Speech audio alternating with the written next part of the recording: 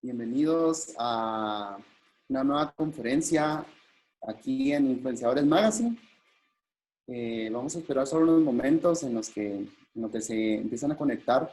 De igual manera queremos contarles, ¿verdad?, que Influenciadores Magazine es un proyecto que nació en una facultad de teología por varios estudiantes de teología y que durante 2 años se ha venido trabajando, se ha venido realizando un tipo de conferencias más ahora en esta temporada de conferencias virtuales. Y también tenemos un curso de introducción a la Biblia, ¿verdad?, que se da los días miércoles a través de Zoom. Este igual tiene una sesión ya realizada, pero de igual forma pueden ustedes solicitar acceso. En nuestra fanpage tienen el link, igual será proporcionado de igual manera en el chat de Facebook Live, para que cualquiera que esté interesado también se pueda inscribir. Entonces, esta noche vamos a tener una conferencia titulada La importancia del idioma hebreo en el estudio de las Sagradas Escrituras. Y tenemos el honor, ¿verdad?, de poder presentarles al licenciado Luis Garavito, que es quien nos estará hoy compartiendo toda la importancia y profundidad que tiene el idioma hebreo. La verdad que es algo tan impresionante poder conocerlo, poder comprender más que el significado, de lo que tratan las palabras, esa importancia, ¿verdad? Y digamos, él es profesor de hebreo desde el año 2005, es consultor de traducciones bíblicas, es catedrático universitario de seminarios e institutos bíblicos y teológicos. Entonces, hoy tenemos el honor de presentar al licenciado Luis Garavito y acá le dejamos el tiempo para que pueda presentarse. Muchas gracias, Ricardo. Gracias, hermano Rico, hermano Fanny, que han estado impulsando Influenciadores Magazine. Y gracias a todos los hermanos también que están siguiendo la transmisión. Estamos muy contentos y emocionados también por el tema de poder compartir y aprender juntos. Buenísimo. Entonces, cuando usted desee, puede comenzar a compartir, ¿verdad? Sobre el idioma. Él, digamos, acá nosotros hemos sido alumnos de él, ¿verdad? Él es nuestro maestro. Yo creo que es una persona totalmente idónea para esto, ¿verdad? Entonces, le dejamos el tiempo. Ok, muchas gracias. Entonces vamos a entrar de lleno. Yo quiero animarlos a cada uno para que puedan comentar en el chat de la transmisión de esta noche con alguna pregunta o algún comentario también, esperando que tengamos tiempo suficiente de poderla contestar. El tiempo y el conocimiento también, pero si no podemos contestarla por razón de conocimiento, pues nos queda la inquietud para seguir leyendo, investigando y poderla responder más adelante.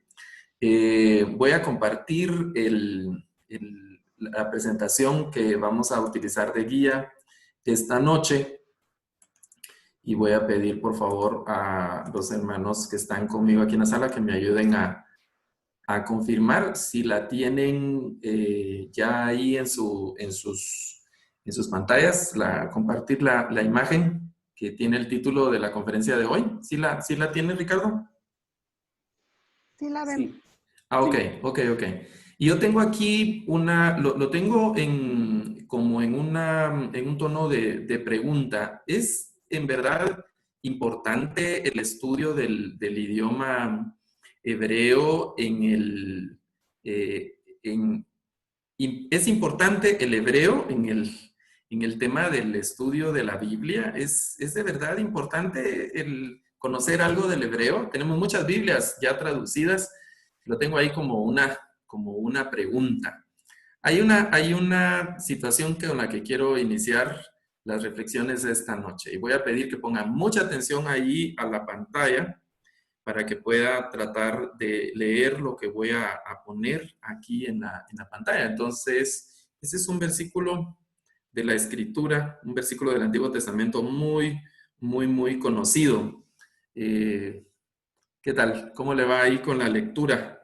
¿Sí Sí, puede leerlo. Algunos probablemente de los que nos están viendo, tal vez sí pueden leerlo, reconocer algunos trazos, algunos signos, poder construir o revisar algo de lo que se está diciendo. Voy a poner otro versículo. Este también es otro verso muy, muy conocido de las Escrituras. Es un versículo muy conocido de todos, de las Escrituras. Vamos a tratar de leerlo. Yo le pido ahí en casa, donde usted está esta noche, para que pueda leerlo y reconocer algunas letras. Bueno, aquí tenemos un problema, ¿no? Porque estos versículos y estos pasajes no están en el idioma que nosotros leemos, ¿verdad? Hay una conclusión a la que tenemos que llegar y algo que tenemos que saber. Bueno, el primer verso que está escrito arriba, con esos caracteres extraños, eso es hebreo, es el Salmo 23, verso 1. Y el segundo pasaje, que está también en esos caracteres un poco raros para nosotros, que es griego, en los caracteres ahora ya modernos, digamos, del griego, o estos de tipografía o de imprenta, es Juan 3:16, en griego. Entonces vemos que son idiomas difíciles, extraños para nosotros, no naturales para nosotros que somos hispanohablantes, ¿verdad? Ese es nuestro idioma, digamos, materno, el idioma que crecemos. Entonces tenemos que llegar a la conclusión y ese es el primer paso para tratar de entender si el hebreo es importante o no en el estudio de las escrituras. La Biblia no se escribió en español, no se escribió en español y eso implica un proceso entonces de traducción, eso implica un proceso de investigación, de análisis de textos, eso implica también una especie de especialización, que hay que reunir algunas características que tienen que ver con mucho estudio, cierta erudición para el tema de acercar la Biblia a los hispanohablantes, en nuestro caso en Latinoamérica, muy, muy particular en Guatemala, porque la Biblia no se escribió en nuestro idioma y nosotros en Guatemala tenemos otra característica que somos multilingües, hay otros idiomas maternos en el país y entonces la Biblia tampoco se escribió en ninguno de esos idiomas, sino que se escribió en idiomas muy antiguos como el hebreo, el griego y algunos pasajes en un idioma que se llama arameo. Entonces hay que concluir que sí, ahora ya no lo vamos a decir como pregunta, sino lo vamos a asegurar.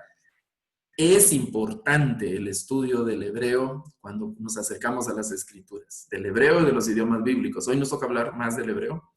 Es importante el hebreo. Hay una importancia superior, mayor, no sé qué calificativos usar ahí, muy importante el conocimiento del hebreo para el estudio de la Biblia. Y yo he llegado a una conclusión desde hace ya algunos años y lo he tratado de resumir en algunas palabras muy sencillas. Todo buen estudiante de la Biblia, el que de verdad es un estudiante de la Biblia, hay diferentes niveles, yo lo debo decir, y eso no se trata de estudiar formalmente o no, o de ir a una universidad o a un instituto teológico o bíblico, no, no, no. El que es estudiante de la Biblia, el que lee su Biblia constantemente, pero la lee de verdad, no está repasando algunos versículos por ahí salteados, sino el que la está leyendo, el que está buscando dentro de la Biblia, el que está investigando de la Biblia, tratando de tener diferentes recursos. Llega un momento donde se topa, yo se los he dicho a muchas personas, se topa con un muro muy grande, que son el muro de los idiomas bíblicos. Y hay un momento crucial, hay una línea que determina diferentes niveles en la comprensión, el interés y en el estudio de la Biblia para los estudiantes de la Biblia. No estoy diciendo los estudiantes de una facultad de teología, o de un instituto bíblico o de un seminario bíblico, sino los estudiantes de la Biblia. Y yo tengo un testimonio y lo he contado también en muchas ocasiones. He tenido el privilegio, bueno, yo soy cristiano evangélico desde niño, tenía 7 años apenas cuando mis padres se entregaron al Señor y entonces desde ese entonces he estado en las iglesias, en 2 iglesias particularmente, y tengo varios testimonios de hermanos con muy poca escolaridad, muy poca escolaridad, pero que han sido grandes estudiantes de las escrituras. Y uno de ellos muy cercano a mi persona es mi papá, que él apenas terminó, creo que ni terminó tercero primaria, nosotros somos de la costa sur del país, es mi familia, y Y allá, pues, los niños no, por lo menos en la familia de nosotros, los niños no, pues, no era importante estudiar en aquel tiempo, sino que tenían que trabajar en el campo, ¿no? Ayudar ahí en el terreno del abuelo y hacerse esa. Entonces, la escuela no era lo más importante. Pues, cuando salimos de ese entorno y venimos cerca de la ciudad, aquí el Señor alcanzó a mis padres con muy poca escolaridad, mi papá, pero se entregó al Señor y donde estuvimos le enseñaron a amar la Escritura y fue un gran lector, ha sido un gran lector de la Biblia, con un pensamiento teológico muy interesante también, y así muchos testimonios que yo pudiera contar de hermanos sin gran escolaridad. Por eso tomo estos minutos para decir que al hablar de estudiante de la Biblia, no estoy hablando del estudiante que está matriculado en una facultad, insisto en ese punto, que eso es algo muy importante. No estoy hablando solo, sino si usted tiene una Biblia en casa y la lee de vez en cuando, no está mostrando esa importancia de las Escrituras. Pero si usted es un lector constante de las Escrituras y aparte de eso está estudiando investigando palabras, buscando recursos, una serie de cosas, hay un momento donde se topa con ese muro y tiene que aprender algo de los idiomas originales. Hay otra cosa que a veces no nos hemos dado cuenta y tiene que ver con que usualmente en nuestro culto y en nuestro lenguaje cristiano estamos usando palabras de los idiomas originales que en algunos casos ni siquiera saben ni se han enterado de cuál es el significado de la traducción. Los usamos y ya, ¿verdad? Por ahí a veces nos explican, ¿no? Aquí hay un pequeño listado de las palabras más conocidas que nosotros utilizamos para, digamos, en nuestros cultos y en nuestras ceremonias, etcétera. Por ejemplo, la palabra aleluya, que es una palabra de origen hebreo y que significa alabada al Señor o alaben al Señor, podría significar la palabra osana, también es una palabra de origen hebreo que se puede traducir como sálvanos, ¿verdad? O sálvanos ahora o ayúdanos o algo así, es una exclamación que aparece en el Salmo 118. La palabra Mesías, que viene de una raíz hebrea que significa ungido o elegido, y también la palabra Cristo, que significa elegido también, solo que esta está en griego. Voy a tomar un minuto para tratar de corregir algo aquí de la imagen. Un momento. Voy a volver a compartir ahora y me dice Ricardo si logra ver mi pantalla, por favor. ¿Me confirma, Richard, si está viendo ahí la presentación? Ya se ve. ¿Sí? Ya se ve. Ok, muchas gracias. Entonces, la palabra Cristo, que es griego y que significa elegido, la palabra Maranata y la palabra que significa, bueno, esta se cree que viene de un vocablo arameo que puede significar ven Señor o el Señor viene, que aparece en una de las cartas a los Corintios. Y también la palabra Emanuel, que aparece en los evangelios y donde se refiere al Señor Dios con nosotros, dice en el texto, esa palabra Dios con nosotros. Entonces, usamos, y así, por ejemplo, la palabra amén también, que aparece ahí en el texto, que lo utilizamos, ¿no? Son vocablos de los idiomas que utilizamos, pero en algunas ocasiones no sabemos exactamente cuál es el significado de estos términos, ¿no? Bueno, ese es un tema. Hay un pasaje también muy conocido de nosotros que lo leemos en Apocalipsis 1:18. Ese es el pasaje donde dice el Señor, yo soy el alfa y la omega, el principio y el fin. Y aparecen ahí esas palabras alfa y omega. Alfa y omega son palabras griegas, y ahorita estamos en el Nuevo Testamento, ¿verdad? En Apocalipsis, son palabras griegas que alfa es la primera letra del alfabeto griego y omega es la última letra del alfabeto griego.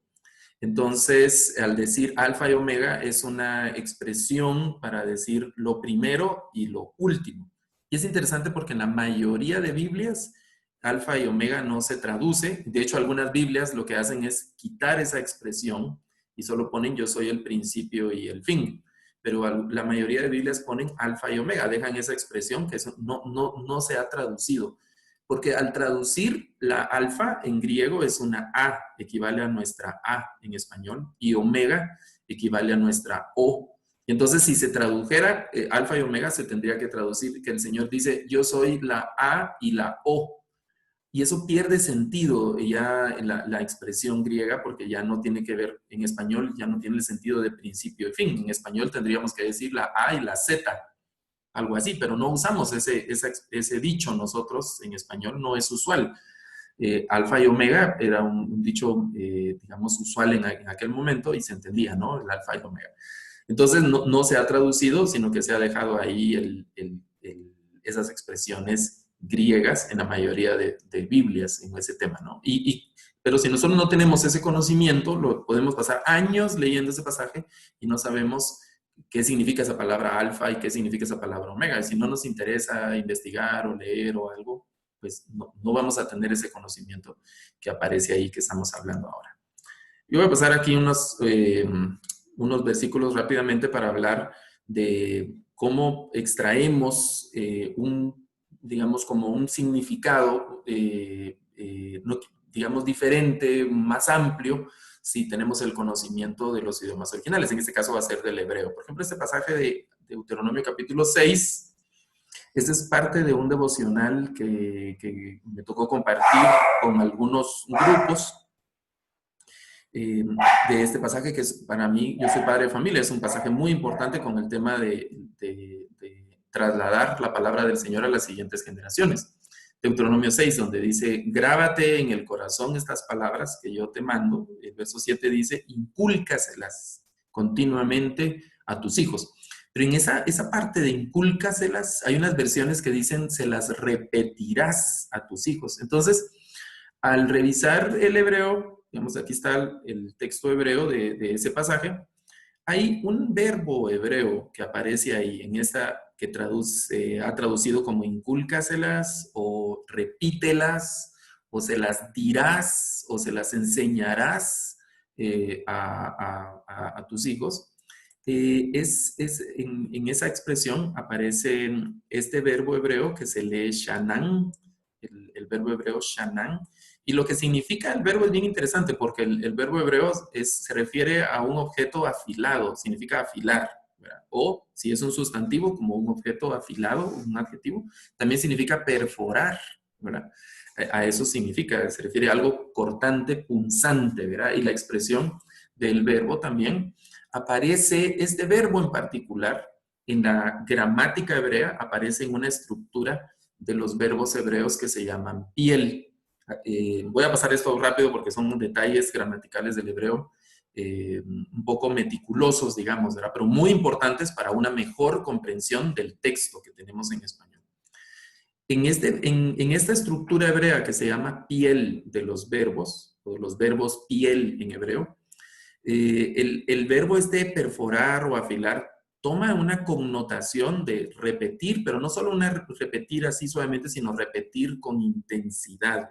Por eso se ha traducido en esta Biblia, tradujeron, que es la Nueva Versión Internacional, tradujeron como inculcar, Pero la imagen del verbo es violenta, ¿verdad? Digamos aquí, yo he pensado de este verbo como estas palabras que yo te hablo, se podría traducir el verbo de una forma más violenta y decir, se las ensartarás a tus hijos, ¿verdad? Así como algo muy dramático, digamos, gráfico, ¿verdad? Se las ensartarás a tus hijos cuando estés en tu casa, se las ensartarás a tus hijos cuando vas por el camino así, es decir, se las tendrás que clavar ahí en el corazón. A eso se refiere el verbo, esa es la intención del verbo, no es solo hablar así suavecito o repetir y repetir como loritos, ya te lo dije 1000 veces, ya me tiene mi mamá o mi papá, ya me tiene con lo que me está repitiendo, sino que es una imagen muy intensa, ¿no? Hay un comentarista que dice que la idea aquí es justamente como las palabras que se graban o se cortan, ¿verdad? Sobre una tabla de piedra con un objeto afilado, ¿verdad? Y dice el comentarista, así la ley debe estar impresa en el corazones de los niños, de nuestros hijos, en cada generación. Como la imagen de un punzón, digamos, algo afilado, un cuchillo, algo así que tiene una punta, un pedernal, y va rayando, haciendo una herida profunda en la piedra para dejar un grabado. No es solo tinta así encimita, ¿verdad? Eso es bien interesante de este verbo. Si seguimos en esa línea de pensamiento, en este versículo de Jeremías, cuando dice, pondré mis leyes, lo que está resaltado en amarillo, pondré mis leyes dentro de ellos y sobre sus corazones la escribiré. Y yo seré su Dios y ellos serán mi pueblo. Y ahí aparece, esta es la Biblia de las Américas, y aparece el verbo en español, escribir. El verbo que se usa en hebreo es el verbo katab. El verbo katab, que también se puede traducir como escribir, pero es un verbo que tiene otra implicación, que es la implicación de grabar. Grabar, es decir, dejar una marca, como si tomáramos un clavo, por ejemplo, ¿verdad? Hiciéramos una raya así con fuerza en la pared, era una forma de escritura en aquel momento, pero este verbo katab tiene esa implicación también de hacer un grabado, no es solo escribir así con tinta o con un carboncito o algo así encimita y que se pudiera borrar fácilmente, no, es decir, el Señor está diciendo, yo voy a grabar, les voy a hacer así en el corazón, les voy a dejar una marca así profunda en el corazón con mis leyes y con mi palabra, ¿no? Eso es algo bien interesante. Pero hay un aspecto negativo siguiendo los profetas. En Jeremías 17 dice, el pecado de Judá está grabado, y aquí la imagen es más visual, ¿verdad? Es un poco más gráfico este pasaje que dice Jeremías. El pecado de Judá está grabado con cincel de hierro y con punta de diamante, está esculpido en la tabla de su corazón, dice la Reina Valera contemporánea, y en los cuernos de sus altares. Y aquí ya vemos esta imagen que estábamos hablando, ¿no? Los que saben de herramientas, hay algunos barrenos, decimos nosotros, que usan, más bien son brocas, ¿verdad? La punta de unos barrenos, que la punta se dice punta de diamante porque esa es una punta muy dura, el diamante es un material muy duro, y se utiliza en la industria para hacer perforaciones y para poder, digamos, romper ciertos materiales que son muy duros. La punta de diamante, pues, no es un conocimiento nuevo, ya está en la escritura. Esa punta muy dura, muy fuerte, y con eso está grabado el pecado. No, qué bueno que la ley del Señor, sino que el pecado. Qué bueno fuera que fuera la ley la que está grabada, como leímos en el verso anterior, sino es el pecado que está grabado. Y aquí se está usando también el verbo katab. En este mismo pasaje donde dice grabado, el pecado de Judá, dice la Reina Valera contemporánea. Otras Biblias dicen está escrito, usan la palabra escrito, pero ahí se está usando el verbo katab. Recuerden que el verbo katab significa grabar, hacer esta grabación. Y aquí es más gráfico porque dice está escrito con cincel de hierro y punta de diamante. Entonces está grabado, ¿verdad? No es solo escribir así por encimita. Y luego dice está esculpido, sigue diciendo otro verbo, y en ese verbo o en esa expresión en español estar esculpido, en la Reina Valera contemporánea se utiliza el verbo hebreo que es el verbo harash, ese verbo ese verbo hebreo significa también grabar, pero también se utiliza para lo que hace, por ejemplo, el arado cuando va rompiendo el terreno. Es decir, se utiliza para arar, y el arar es cuando se utiliza, bueno, antes era así, como jalaban con bueyes y era de madera a veces, o ponían un material metálico también, para romper la tierra, ¿no? Romper la tierra y poderla suavizar y prepararla para sembrar. Entonces se trataba también de hacer surcos, ¿no? De dejar una marca así profunda en el terreno. Este verbo harash, a eso se refiere. Entonces está la implicación también de algo que está más profundo en el corazón. Pero estas ideas no las vamos a poder, digamos, obtener si nosotros no tenemos el conocimiento, digamos, básico, elemental del hebreo, y poder consultar algún comentario o algún diccionario exegético, por ejemplo, donde aparecen estos términos. Entonces, yo les estaba diciendo, este es parte de un devocional que compartí hace un tiempo con un grupo, lo he compartido un par de veces con algunos grupos. El Señor pide que nos hagamos un corazón nuevo, ¿verdad? Que tengamos un espíritu nuevo. Entonces, yo preguntaba en ese devocional, ¿cómo podríamos hacernos nosotros mismos un corazón nuevo? No podemos. Entonces está la petición del Salmo 51, para usar otro verbo hebreo aquí importante, donde el salmista exclama al Señor. Ese es un salmo que conocemos como penitencial. Entonces el salmista exclama, crea en mí, oh Dios, un corazón limpio, ¿verdad? Y ahí esa primera palabra, crea, utiliza un verbo hebreo también muy poderoso, muy importante, que es el verbo bará. El verbo bará. Y los que han estudiado Génesis, los que han estudiado algo de hebreo o han estudiado la teología del Génesis, saben que este verbo bará es el primer verbo que aparece en las Escrituras. El primer verbo que aparece en Génesis 1.1 cuando dice el texto que el Señor creó, ¿verdad? Ese Génesis 1.1 va a Bereshit bara Elohim.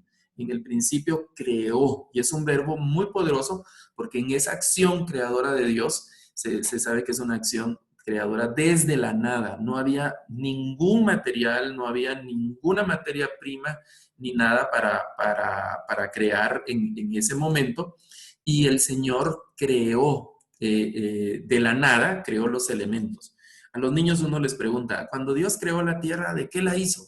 Y la respuesta impetuosa de los niños es de tierra, ¿verdad? Dios hizo la tierra de tierra, pero, y tal vez nosotros contestaríamos igual. Pero nos tenemos que detener a pensar que cuando Dios está creando el universo, no habían elementos, no había nada. Él crea los elementos. Por eso dice más adelante en una carta que por la fe creemos que el universo fue constituido de lo que no se veía. Pero todas esas implicaciones están aquí en el verbo bara. ¿Qué le está diciendo el salmista entonces al Señor? Señor, no me hagas, digamos en buen chapín sería, no hagas chapuces en el corazón, sino hazme un corazón nuevo.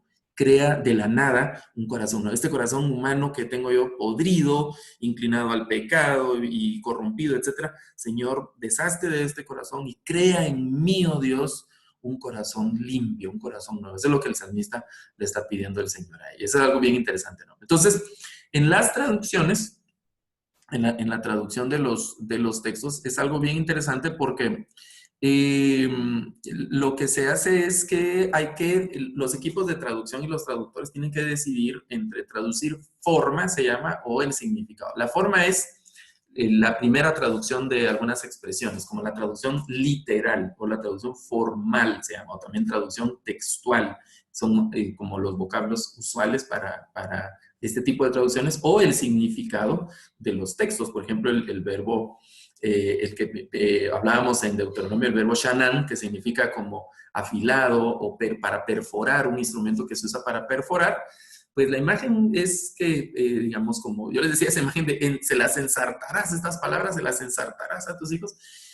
Sí, es una imagen violenta y la podemos como explicar, pero ya en una traducción es una expresión un poco extraña, ¿no? Entonces se trata de ajustar el significado, es repetirlas o se las enseñarás y hay que construir una frase que recupere esa expresión así más intensa, ¿verdad? Se las repetirás a tus hijos constantemente, se las dirás todos los días o algo parecido. Por eso se las inculcarás, tradujo la Biblia que leímos, que creo que era la NBI. Se las inculcarás. Inculcar es repetir, implica un poco más de intensidad, ¿no? Entonces está la atención de traducir forma o significado. Vamos a poner un proverbio donde dice, por ejemplo, este proverbio, del hombre son las disposiciones del corazón, mas de Jehová es la respuesta de la lengua. Esa es la Valera 60, Reina Valera 60. Entonces, la primera frase pues, nos hace bastante sentido, ¿no? Pero la parte de más de Jehová es la respuesta de la lengua es una expresión un poco extraña al español. No nos expresamos tanto así. Otra versión, por ejemplo, la Reina Valera 95, es una revisión que se publicó en 1995, siempre Reina Valera, del hombre es hacer planes en el corazón. Ahora ya no son disposiciones, sino son planes en el corazón. De Jehová es poner la respuesta en la lengua. Entonces eso ya va teniendo más sentido, ¿no? Poner la respuesta en la lengua. Esa es la Reina Valera 95. La Biblia de las Américas dice, del hombre son los propósitos del corazón. Note los cambios, disposiciones, planes, propósitos del corazón. Más del Señor, ahora ya no es Jehová, sino que es del Señor, es la respuesta de la lengua.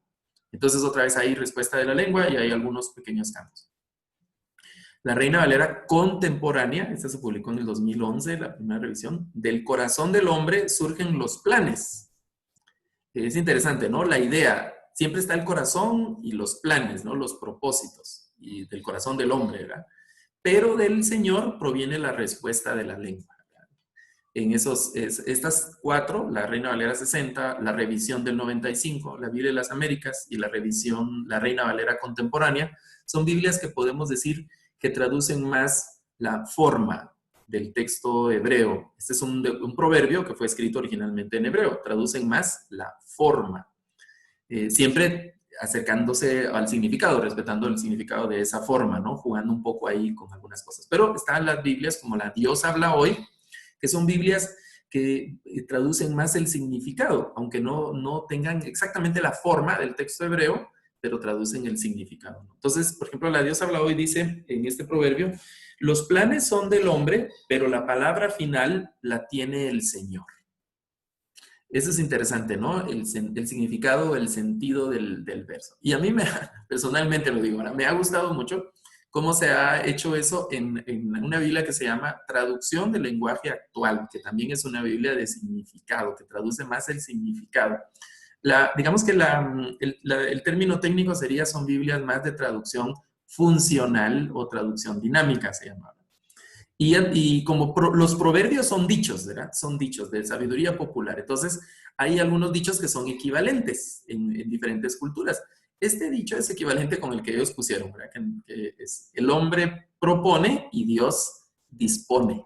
Esa es digamos que la traducción que usaron aquí en la Biblia del lenguaje actual. Es decir, el significado, está presente el significado de la forma hebrea o del texto hebreo en este versículo. Sí. Ya en un estudio bíblico, pues ahí entraríamos en otros detalles con ese tema, ¿no? Es algo bien interesante en la tensión esa de forma y significado. Y estamos viendo también el valor de hacer comparaciones de Biblias aún en español. Hay un caso que quiero pasar al Nuevo Testamento. Estamos hablando hoy del hebreo, pero quiero mostrarlo en el Nuevo Testamento, que también me parece muy simpático y que yo lo uso, y los que han estado conmigo en algunas clases saben que he usado en clases de hermenéutica, por ejemplo, o de exégesis bíblica, usamos este ejemplo que es muy gráfico. Juan escribiendo a los hermanos en la despedida, en la segunda carta, y también aparece esa expresión en la tercera carta, ¿verdad? Solo tienen un capítulo cada una, y les dice, hermanos, ya no quiero ir, ya no les quiero escribir, vamos a ver, dice, tengo muchas cosas que decirles, pero ya no se las quiero decir con tinta, ¿verdad? Y papel, lo diríamos en nuestro tiempo. Y luego les dice la expresión hebrea, sí, pero voy a ir y se los voy a decir, o se los quiero decir, estoma pros estoma, es la expresión griega, estoma pros estoma, que la traducción literal es boca a boca. Es decir, Juan iba a decir cosas boca a boca. Yo hago una broma, un chiste con eso, le digo, si Juan viene con esas intenciones conmigo, yo le digo, Juan, discúlpame, yo a eso sí, a esa estrategia pastoral, si no le entro, Juan. Eso de estar diciendo cosas boca a boca, eso sí no me gusta, Juan. Pero es decir, esta es una expresión que se usaba para referirse a algo, ¿no? No se puede traducir literal. Y de hecho, yo hasta donde he podido ver, no he encontrado una Biblia que lo haya traducido de forma así literal, por lo menos no en español, ¿verdad? Porque entonces no tradujeron la forma, sino se ha traducido el significado de esta expresión. ¿Qué quiere decir esa forma, no? Entonces aquí hay una serie de versiones bíblicas. Por ejemplo, en la Dios habla hoy, del 94, dice, espero ir a verlos y hablar con ustedes personalmente. Eso de hablar o decirles cosas boca a boca se refiere a hablar personalmente, se los iba a decir personalmente. Y así, cada Biblia lo expresa de una manera distinta, ¿no? En ese texto hebreo. Se los voy a decir de viva voz, se los voy a hablar cara a cara, dice otra versión, les voy a hablar personalmente, hablar cara a cara, y en esas expresiones oscilan las versiones bíblicas. Ninguna traduce literalmente, ninguna traduce la forma, estoma, pros, estoma, como voy a ir y se los voy a decir boca a boca. No, sino que, ¿qué significa eso de decirlo boca a boca en griego? Significa personalmente, ¿no? Eso significa cara a cara, se los voy a decir de frente, vamos a hablar en persona, decimos nosotros, y cosas así, ¿no? Entonces, en ese pasaje, y así hay otros que no se pueden traducir de forma literal. Vamos a ver un ejemplo más del Nuevo Testamento. Vamos a tratar de pasar un poco rápido. Este es Tesalonicenses 4:4. Dice la Biblia de Jerusalén que cada uno de vosotros sepa poseer su cuerpo con santidad y honor. las Américas dice que cada uno de vosotros sepa cómo poseer su propio vaso en santificación y honor. Otro dice que cada uno sepa poseer su propio, dominar su propio cuerpo. Repite, esta es la Dios habla hoy, de forma santa y respetuosa.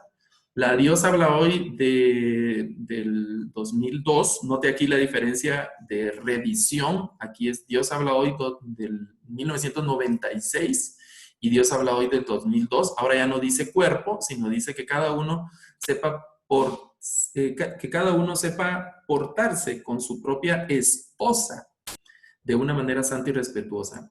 La Nácar Colunga dice que cada uno sepa tener su mujer en santidad y honor. La Valera 60 dice su propia esposa. La Biblia textual, creo que esta es la tercera revisión, sepa cómo tener su propio vaso. Dice, y la Nueva Traducción Viviente, su propio cuerpo, y la Reina Valera Contemporánea dice su propio cuerpo. Fíjese, tenemos cuerpo, vaso, esposa, mujer, son los que tenemos, ¿verdad? Esas opciones que tenemos. ¿Por qué se está traduciendo aquí cuerpo, vaso, esposa, mujer?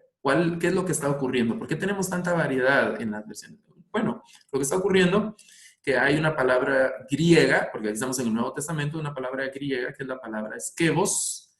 Literalmente skevos significa vaso, como vasija, como un vaso, ¿verdad? Pero también en el griego skevos significa un objeto, un instrumento, como algo, cualquier cosa, digamos, ¿verdad? El skevos, a eso se refiere, algo que un objeto, ¿no? Que puede tener una utilidad dependiendo de la intencionalidad de cada uno. Y entonces aquí en este pasaje hay unos versículos, unas Biblias que traducen literalmente skevos como vaso, por ejemplo, ¿verdad? Pero otros traducen la forma metafórica de skevos como cuerpo, su propio cuerpo, o esposa o mujer.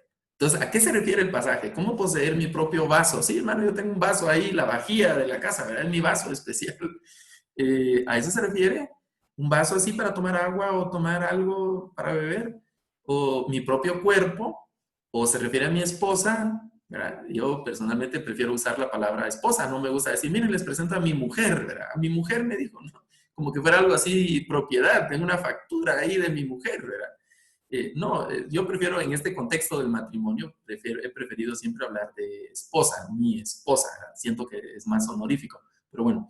Entonces, ¿a qué se refiere aquí? Bueno, ahí hay un asunto porque skevos, como les decía, en otros contextos significa instrumento, como cuando Pablo le dice, Señor, le dice a Ananías, ve a orar por Saulo porque skevos escogido me es este, es un instrumento, un objeto que va a ser útil, es este, ¿no?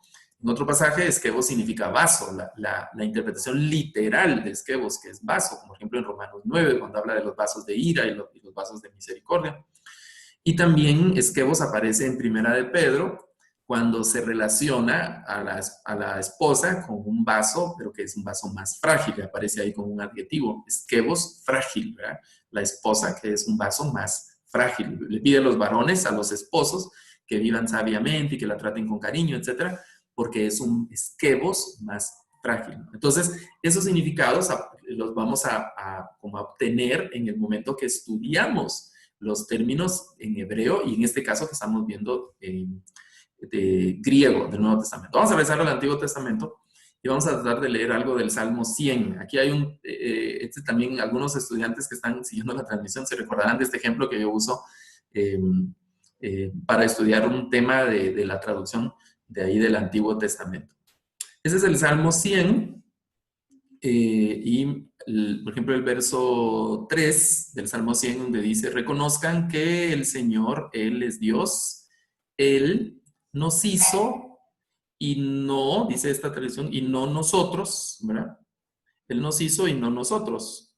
O Él nos hizo y no. El hebreo bíblico no tiene comas, ¿verdad? O algunas pausas, tenemos que ir armando la lectura con cierto cuidado. Él nos hizo y no nosotros, ¿verdad? Nosotros somos su pueblo, o pueblo suyo y ovejas de su prado, ¿verdad? Nosotros somos su pueblo y ovejas de su campo, sería, ¿verdad? De su parcela o somos ovejas suyas.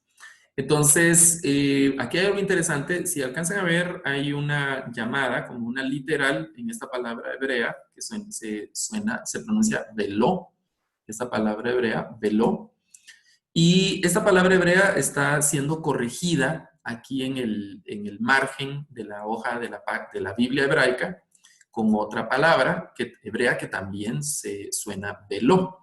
Este es un asunto muy técnico, ¿verdad? También voy a tratar de pasar un poco rápido, pero es una forma que aparece en la Biblia hebraica de corrección en el hebreo que se llama ketiv, una parte, y la otra parte se llama kere. Esta estructura de corrección que en ambos, digamos, se utilizan ambos elementos y se llama el famoso ketiv kere. Los que han estudiado algo de hebreo conocen esta estructura o están recordando esa terminología. Los ketiv kere que aparecen en la Biblia, en el Antiguo Testamento, en el texto hebreo, hay muchos casos del ketiv kere. Y hay un caso o varios casos que se conocen como el el kere perpetuo. ¿Verdad? Eso es otro asunto. ¿Qué está ocurriendo aquí?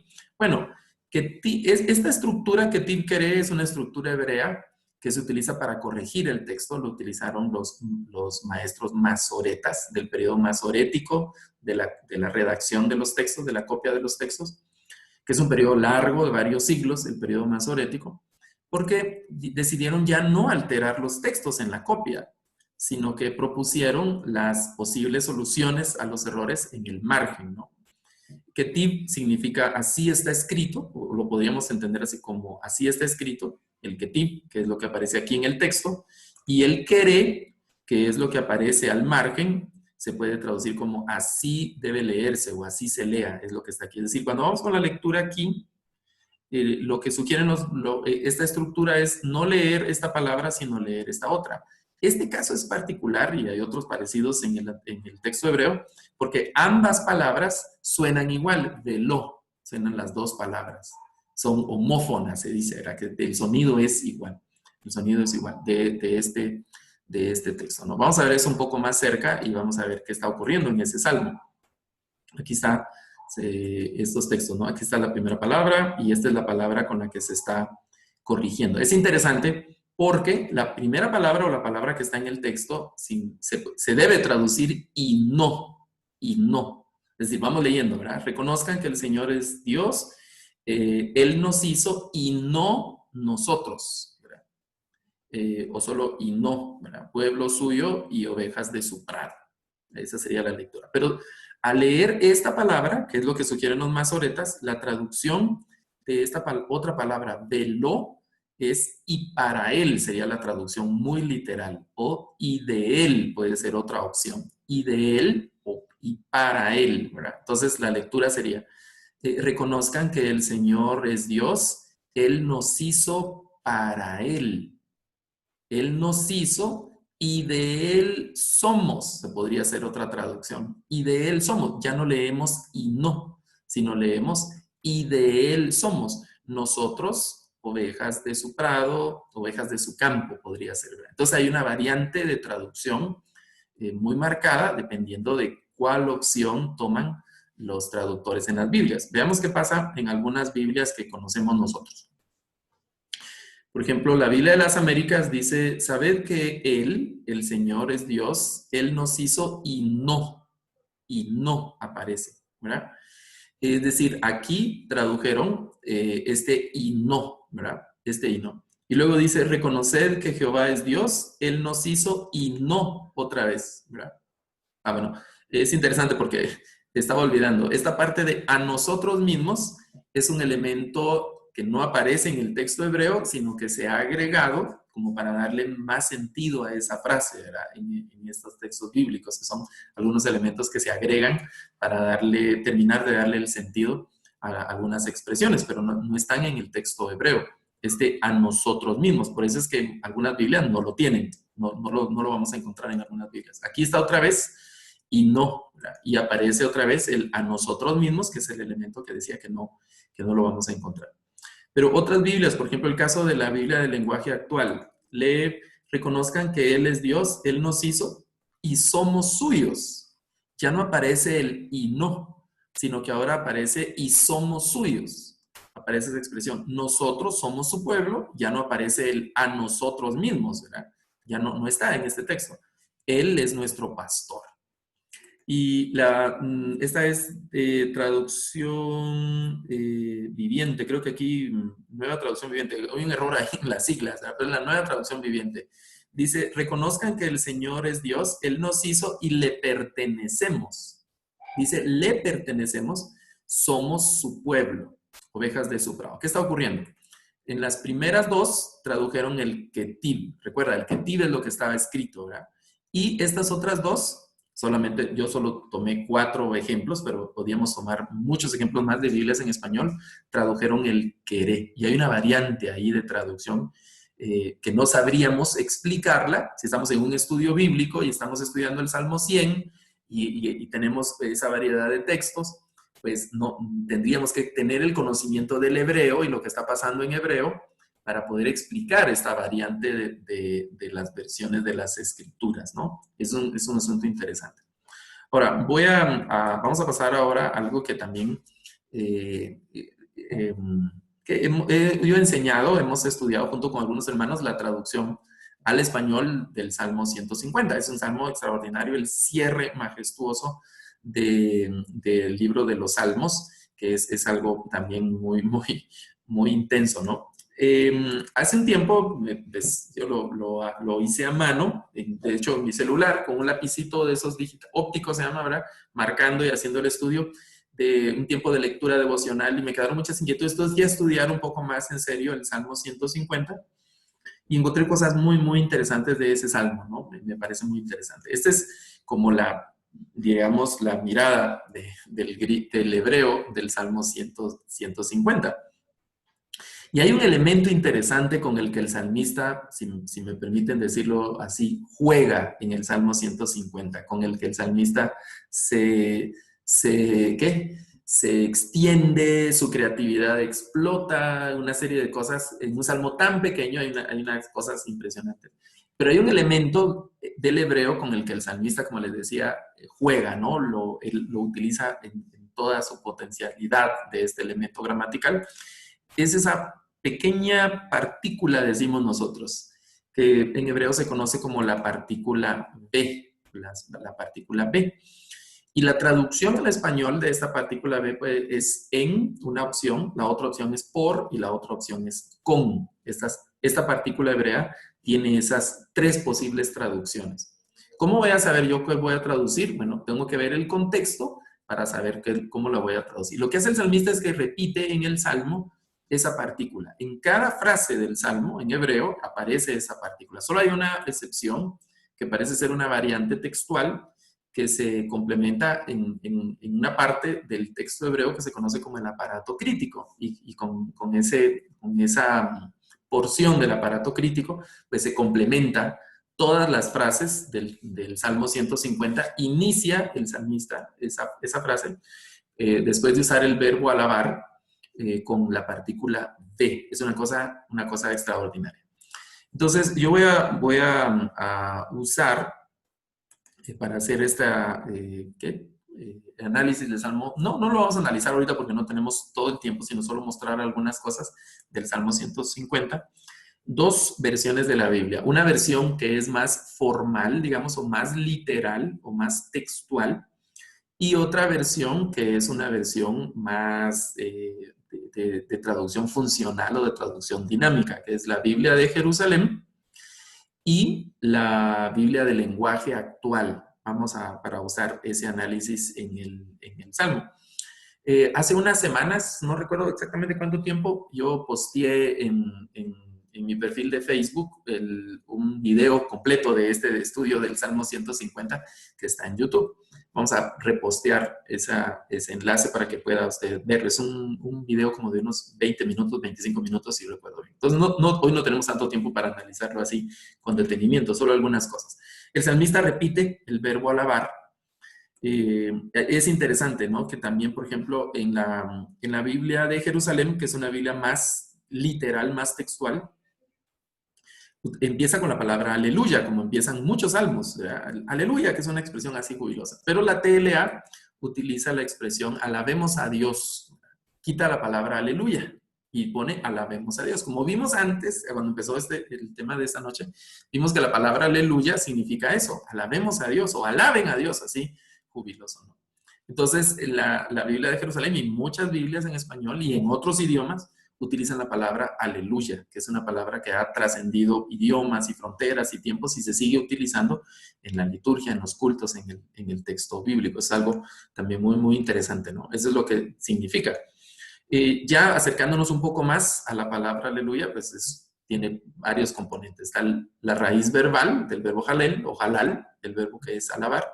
Un marcador, que es un marcador de intensidad, que es esa partícula U que aparece al final del verbo, que le da, digamos, esta partícula puede tener otras implicaciones, pero aquí a mí me gusta pensar que es ese imperativo, ¿no? Es la partícula que le da la fuerza a la expresión. Alaben, ¿verdad? O alabemos. Y luego ahí está el nombre corto, la parte corta del famoso tetragrama. Igual no tenemos tanto tiempo esta noche, ¿no?, para estudiar el tetragrama. Solo vamos a decir que el tetragrama es el innombrable que aparece ahí en el texto hebreo y que en la tradición judía no se lee, ¿verdad? No se lee, sino que lo sustituyen normalmente por otras variantes. Hashem, Adonai son de las más comunes o frecuentes. Entonces la palabra aleluya, ¿verdad?, ese ya es una forma corta, una apócope de este tetragrama. Por eso es que algunos salmos dicen en español, por ejemplo, la Reina Valera 60 dice, alaben a Ja, aparece J mayúscula, A y H, ¿verdad? Y a mí me han preguntado algo de eso, en la iglesia, hermano, ¿qué significa eso, ¿verdad? Alaben a Ja. ¿Quién es Ja? Pues es una forma corta de Jehová. Sería la forma corta, el apócope se llama, ¿verdad?, de Jehová. Por esa razón, a eso se refiere. Entonces la palabra aleluya es una exclamación de alaben al Señor o alabemos al Señor. Y eso lo estamos recuperando al hacer el análisis desde el hebreo, desde el tema del hebreo. Entonces, vamos a hacer, ¿se acuerdan que dijimos que el salmista utiliza así la partícula B, que significa en por con?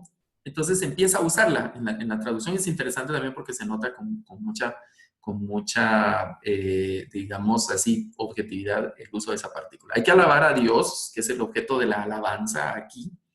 Y luego dice, alaben al Señor ¿en dónde? ¿En dónde hay que alabarlo? En su santuario y en su poderoso firmamento. Es en dónde hay que alabarlo, ¿verdad? Ahí está. Se acuerda que la partícula B es en por con. Entonces aquí está el en. ¿En dónde hay que alabarlo? Ahí está, ¿dónde hay que alabarlo? Y luego utiliza el por lo menos aquí lo podemos ver en la Biblia de Jerusalén, ¿por qué lo vamos a alabar? ¿Verdad? En la TLA no aparece la palabra por en esos pasajes, sino dice alabemos sus grandes acciones, alabemos su incomparable grandeza. Hay un detalle ahí que a mí me llama mucho la atención de ese tema aquí en la TLA, y es el asunto de dice, vamos a ver, alabar a Dios primero por lo que hace. Dice, alabémoslo por sus grandes hazañas. Eso es por lo que hace. Pero luego dice, alabémoslo por su inmensa grandeza.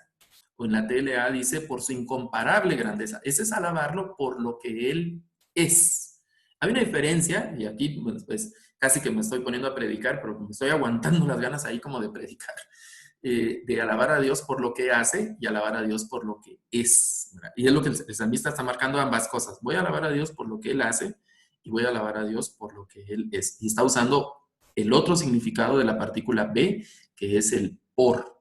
Y luego alabar a Dios ¿con qué? ¿Con qué vamos a alabar a Dios? Y hay una serie de instrumentos y también está presente nuestro cuerpo, ¿verdad? Las danzas, por ejemplo, es decir, alabar a Dios con una expresión corporal y aclamaciones. Ese alabar a Dios ya está el significado en, el significado de por y ahora el significado con. Pero hay un detalle interesante también al final que vale la pena estudiarlo desde el hebreo y es quiénes tienen que alabar al Señor. En la Biblia de Jerusalén dice todo cuanto respira, alabe a Jehová. Pero en la TLA dice alaben a Dios todos los seres vivos. Todos los seres vivos alaben al Señor. Y eso es bien interesante porque yo he pensado, ¿no? Al hacer el acercamiento a este salmo, hay seres vivos que no respiran, pero son seres vivos, pero no necesariamente respiran. Entonces es más amplia la idea de alabar a Dios todos los seres vivos, aunque no necesariamente respiren. Ahí en el hebreo hay una palabra, el verbo neshama, el término vocablo hebreo que es neshama, que significa respirar, es tener como ese aliento de vida o la mecánica de la respiración, a eso se refiere neshama, pero también se refiere en un sentido más amplio a todos los seres vivos, todos los seres vivos. Y por eso insisto, ya nosotros hoy conocemos que hay seres vivos que no necesariamente respiran, ¿verdad? Y entonces es más amplia la expresión de seres vivos que solo todo lo que respira alabe a Jehová. Entonces, eso lo estamos también comprendiendo desde el conocimiento del término hebreo neshama, del término hebreo neshama. Entonces, es interesante el Salmo porque hay varios escenarios. El primer escenario es a quién alabamos y en dónde lo vamos a alabar. El segundo escenario es por qué lo tenemos que alabar, ¿verdad? ¿Por qué? Por lo que hace, por lo que es. El tercer escenario, perdón, es con qué vamos a alabar al Señor. Y un cuarto aspecto en este Salmo 150 es quiénes tienen que alabar al Señor. Entonces vamos a irnos ahora aquí por la ruta de la Biblia de traducción actual, la traducción del lenguaje actual, con todos los seres vivos. Por ejemplo, a mí se me ocurre pensar ahorita, los ángeles. Los ángeles no son seres que necesiten respirar porque son de otra naturaleza, de otra dimensión, de otro tipo de creación, pero son seres vivos. Y entonces los ángeles también tienen que alabar al Señor, aunque no respiren, ¿verdad? Por eso es más amplia, mucho más amplia la expresión de seres vivos, aquí traduciendo al neshama, la expresión hebrea neshama.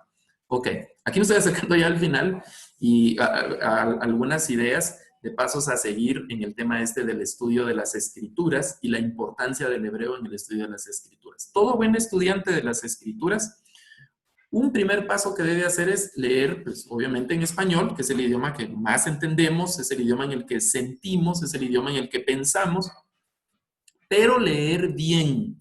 Leer bien es leer despacio y además leer varias veces el pasaje que estoy estudiando, ¿verdad? O el texto que estoy estudiando. Y leerlo en diferentes versiones es algo importante. Leerlo en diferentes versiones, no solo en una misma versión, sino estar cambiando diferentes versiones. Eso nos obliga a pensar otras cosas, ¿no? Y si yo tengo conocimientos de hebreo y griego, pues leerlo ya desde el inicio o luego de leerlo en español, pues ya empezar a leerlo en hebreo y griego. Pero si no sé de los idiomas originales, entonces leerlo en español, leer bien y leerlo varias veces y en diferentes versiones. 2, identificar, ya después de haber hecho el primer paso, esos son pasos, uno va detrás del otro, yo sugiero no saltarlos, ¿verdad? Identificar pasajes complicados, es decir, aquellos donde no comprendo qué dice, ¿verdad? También identificar diferencias entre las versiones. Esta versión dice todo lo que respira y esta versión dice todos los seres vivos. ¿Por qué está ocurriendo eso, verdad? Pueden ser diferencias de expresión o pueden ser diferencias textuales. Entonces ahí ya me voy fijando de algunas cosas interesantes. 3, identificar los términos o frases claves. ¿Cómo sé que un término es clave en un pasaje? Bueno, se va a repetir, eso es algo interesante, ¿no? Que se va a repetir. Por ejemplo, en el Salmo 150 aparece mucho la palabra alabar, alabar, alabar, alabar, alabar. Entonces también aparece la palabra con. Eso ya nos da la idea de que se está insistiendo en algo, ¿no? Eso puede ser un término clave, va a ser un término clave. Y también otra forma de identificar el término clave va a ser por la importancia dentro del pasaje. Puede ser que solo aparezca una vez, pero esa vez que aparezca le da todo el significado al pasaje o le da un cambio al pasaje, entonces ese va a ser el pasaje clave o el término clave o puede ser una frase clave o un versículo clave en un pasaje ya mayor que estoy tratando de identificar. Los siguientes pasos va a ser identificar el género literario y las figuras de lenguaje que están presentes en el pasaje. Hay mucho lenguaje metafórico, hay mucho lenguaje literal, hay muchas figuras de lenguaje que tenemos que estudiar. Un buen libro de hermenéutica nos va a ayudar, un buen libro de género literario y de figuras de lenguaje nos va a ayudar. No es algo del otro mundo porque nosotros estamos acostumbrados a hablar así en lenguaje figurado también y eso nos va a ayudar. Revisar los conectores lingüísticos y lógicos del pasaje. Por ejemplo, en una narración aparece después, inmediatamente, entonces, al siguiente día.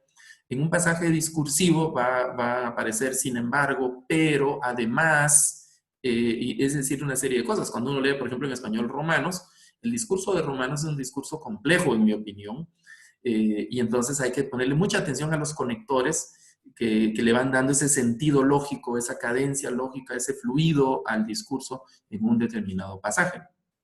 Tenemos que ponerle atención a eso. Y luego, pues ya en los idiomas, ¿no? Traducir las frases o los términos claves. Entonces, vamos a los idiomas originales y vamos a ver, aquí en el Salmo 150 aparece muchas veces alabar, alabar, alabar, alabar. ¿Cuál es la palabra hebrea que se utiliza ahí? Es el verbo halal. ¿Qué significa el verbo halal? ¿Solo significa alabar o significa otras cosas? Significa otras cosas. Entonces, en la medida que voy traduciendo, voy encontrando nuevos significados. Y ahora que tengo ya esa traducción, puedo reconstruir la lectura con el resultado de la traducción anterior. Por ejemplo, les decía lo de Deuteronomio, el verbo shanan, que es algo afilado o que un instrumento para perforar. Entonces, yo podría traducir Deuteronomio como y estas palabras que yo te hablo, se las ensartarás, le decía yo, se las ensartarás a tus hijos, ¿verdad? Pero es un asunto metafórico, es decir, se las vas a meter ahí a la fuerza en la mente y en el corazón, pero ¿cómo hacerlo? Hablándoles todos los días, cuando estés en el camino, cuando te acuestes, cuando te duermas, es decir, es un asunto constante y esa forma se les va a clavar o se les va a ensartar en lo profundo, hay que herirlos, ¿verdad? Así metafóricamente con el tema de la palabra del Señor, pero es constante, constante, constante. Entonces ahora tengo algo nuevo que decir, porque ya lo reconstruí desde una traducción de esos términos en el texto hebreo o griego ahora. Y obviamente, pues voy a también requerir el auxilio de notas y referencias de estudio. Eso me van a ayudar los comentarios bíblicos, las Biblias de estudio y una serie de cosas que puedo ir obteniendo, ¿no? Ok, aquí me estoy acercando al final con algunas conclusiones. No son muchas y voy también un tanto al punto en estas conclusiones. Todo eso que estamos hablando nos desafía a estudiar las Escrituras de manera seria, profunda y también reflexiva, es decir, mucha reflexión. Por eso la bienaventuranza del Salmo 1 dice el varón que medita de día y de noche. No es cualquier, ¿cómo se dice?, estudio o solo una miradita al texto bíblico, no, sino es el que medita la palabra, una estudio de las Escrituras muy serio, muy detenido, muy profundo, muy profundo. Pues obviamente aprender hebreo y griego. Lo va a necesitar, no, hermano. A mí me dijo alguien, un estudiante, pues yo no le hallo sentido aprender hebreo porque ya están las Biblias traducidas. Entonces, y era un curso, bueno, le dije, vamos a llevar el curso y a ver cuál es su opinión después. Gracias a Dios su opinión fue diferente después. El hebreo, el aprendizaje del hebreo y el griego bíblicos es indispensable, no es algo opcional, es totalmente indispensable para los buenos estudiantes de las Escrituras. Obviamente no vamos a renunciar al auxilio divino del Espíritu Santo. Jamás, jamás vamos a poder renunciar al auxilio divino del Espíritu Santo. No estoy diciendo que como, ya sé hebreo, ya sé griego, Espíritu, ya necesito, ya estoy hecho, ya entendí toda la palabra del Señor, ya Espíritu, gracias, ¿oíste por tu ayuda? No, sino que vamos a necesitar el auxilio siempre, siempre, siempre, siempre del Espíritu. Por eso tenemos que mantenernos muy humildes delante del Señor, orar y someter nuestra voluntad, nuestros pensamientos y nuestras emociones a la voluntad del Espíritu Santo cuando vamos a las Escrituras, para que podamos recibir de las Escrituras esa enseñanza y que no vaya a meter yo mis ideas y que no vaya a meter yo mis sentimientos, mis prejuicios. Estoy lleno de prejuicios tal vez y de cosas feas y voy con eso a las Escrituras. Mi interpretación de la Biblia no va a ser la mejor. Por eso tengo que ir muy humilde y pedirle al Señor mucha sabiduría, mucho entendimiento para que de las Escrituras venga el mensaje a mi corazón y a mi mente. Y que yo no tuerza con mi mente humana y mi mente rara, que yo no tuerza las Escrituras como dice Pedro al final en la segunda carta, ¿verdad? Entonces, eso también nos debe hacer personas que estamos buscando constantemente la presencia del Señor y estar sometidos en oración y búsqueda del Señor. Eso siempre sin renunciar a la investigación de las Escrituras. Yo no puedo decir qué cosa es más importante. Ambas cosas son importantes, la oración, la búsqueda espiritual del Señor, devocional, y las Escrituras. Y en mi opinión podemos hacer ambas al mismo tiempo. Estoy estudiando mientras estoy orando. No necesariamente me tengo que apartar, ir a un monte, a orar por ahí, hacer algunos hermanos. Eso es algo bueno. Pero qué lindo sería que nos apartáramos también un día completo, un retiro de solo estudio bíblico, ¿verdad? Solo estudio bíblico. Nada más, estudiar las Escrituras, eso es algo extraordinario. Y otras cosas, por ejemplo, adquirir nuevos conocimientos y recursos, a estudiar hermenéutica, a estudiar de exégesis y otras disciplinas que aparecen ahí, ¿verdad? Y adquirir recursos, estar invirtiendo en textos, en libros, en cursos, ese tipo de cosas. Algunas cosas adicionales, dos más. El apoyo de las ciencias de la crítica literaria y textual, entre otras, eso pues, lo vamos a obtener también estudiando, leyendo, investigando, siguiendo conferencias como esta y otras, ¿verdad? Adquirir nuevas versiones de la Biblia. Eso es clave. Adquirir nuevas versiones de la Biblia con el texto más depurado y avanzado en cuanto al texto original. No nos quedemos solo con una Biblia. Yo tengo una Biblia, digamos, como querida, preferida. Yo crecí, les contaba de niño, pues, en la iglesia evangélica, y la Biblia que aprendí de memoria es la Reina Valera 60, es la que yo tengo en la mente y en el corazón.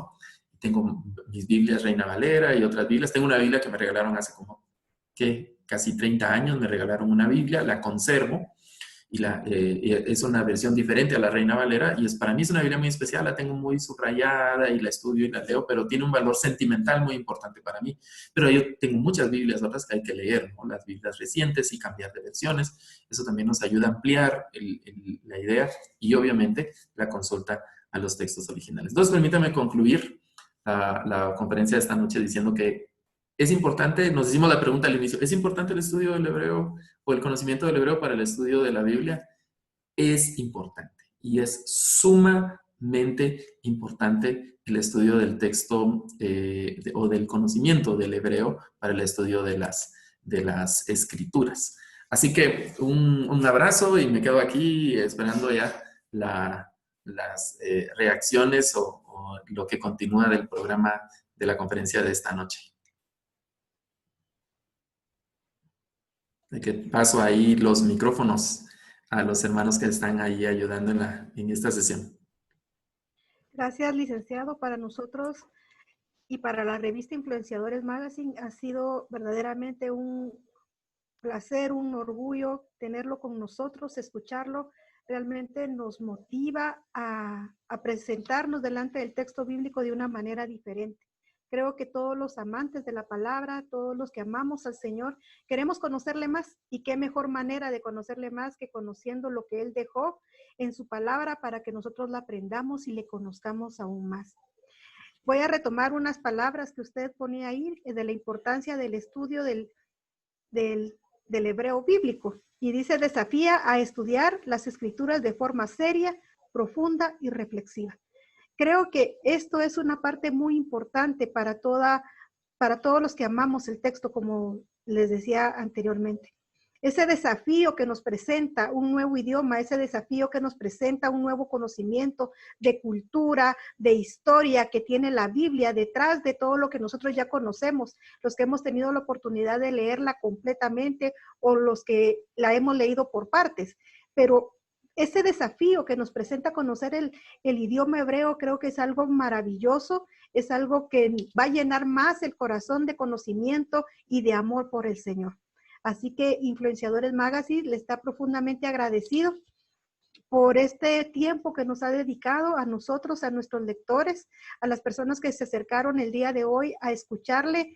Les tenemos una invitación para que realmente desafíen su conocimiento, desafíen su corazón, desafíen ese intelecto que ustedes tienen por conocer más de la palabra del Señor, y qué mejor desde el texto original.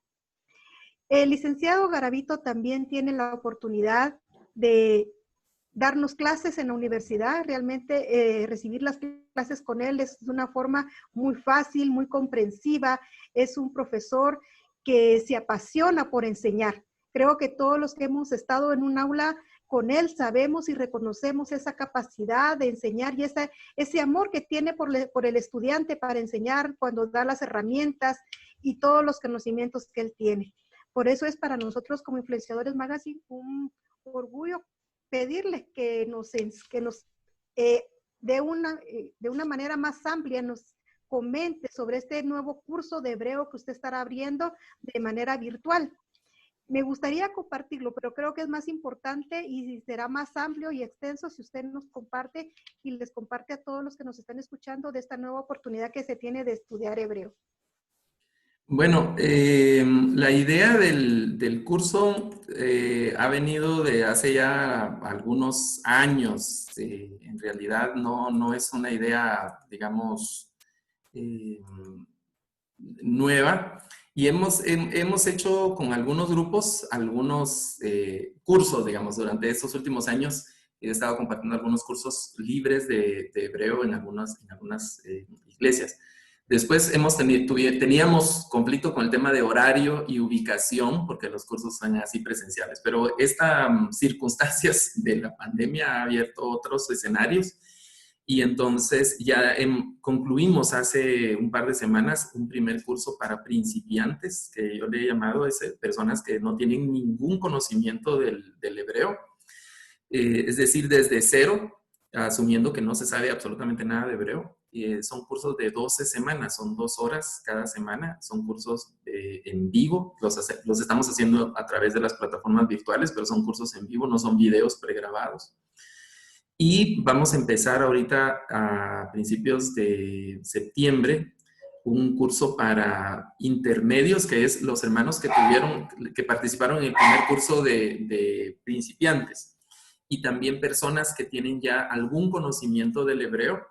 Yo les invito a que puedan inscribirse a este curso de intermedios o incluso exalumnos que pasaron ya el curso y quisieran reforzar y como desempolvar ahí algunos conocimientos, pueden tomar el curso también. Igual son 12 sesiones, son 12 semanas, lo hacemos los días lunes, van a hacer este curso de intermedios los días lunes a partir del 31 de agosto. Día lunes 31 de agosto, de 7:30 de la noche en adelante, es el horario en vivo, y vamos a iniciar un nuevo curso para principiantes los días martes, a partir del martes 1 de septiembre, siempre a las 7:30 de la noche, a través de las plataformas virtuales. De hecho, es en Zoom las clases, hacemos las clases, no son clases públicas y también tienen un costo estas clases, y después voy a pasar la información ahí a través de las redes sociales ya con la promoción, con todos los detalles. Es decir, vamos a tener a partir del lunes 31 de agosto el curso de intermedios y el martes 1 de septiembre arranca el curso de principiantes para personas que no tienen ningún conocimiento del hebreo. Ambos cursos son de 12 semanas, son 12 sesiones de 2 horas cada curso, ¿verdad? Y los materiales que se comparten son siempre virtuales, ¿verdad? El tema de los materiales que compartimos. Entonces ya esta semana en mis redes sociales, principalmente en Facebook, va a estar la información con los horarios, los costos y las formas de poderse inscribir en estos cursos. Y muchas gracias a ustedes por la oportunidad también de comentar lo del curso. No, para nada, licenciado. Para nosotros es un gusto realmente poder invitar a otras personas a que tengan este acercamiento al texto bíblico de una manera diferente, de una manera más avanzada y reflexiva, como platicábamos anteriormente. Queremos decirles de que en la plataforma de Influenciadores Magazine también estaremos posteando la información que el licenciado nos permita, ¿verdad? Para que ustedes puedan acceder también a este curso. Nosotros les motivamos. Influenciadores Magazine les motiva de una manera muy personal, muy con toda la pasión que nosotros sentimos por el texto bíblico, por el conocer del Señor, para que usted no piense es un costo, no piense vamos a gastar en un curso, más bien piense vamos a invertir en nuestra vida espiritual. Vamos a invertir en el conocimiento de la palabra del Señor, vamos a ver el texto de una manera diferente. Los que hemos tenido ese acercamiento a los idiomas hebreos y griego, realmente no podemos decir que vemos el texto bíblico de la misma manera que lo mirábamos antes. Nos ha cambiado totalmente la forma de ver, de entender la palabra, de conocerla, y creo que nos hemos apasionado aún más. Y entonces dejamos esta invitación abierta para ustedes, para que se puedan inscribir. Les recuerdo nuevamente, 31 de agosto, de 7:30 en adelante, curso de intermedios. 1 de septiembre, de 7:30 en adelante, curso de principiantes. Estaremos posteando la información para que ustedes la tengan y pues ya tengan un acercamiento directo con el licenciado y puedan inscribirse e invertir para su vida espiritual y su vida cotidiana.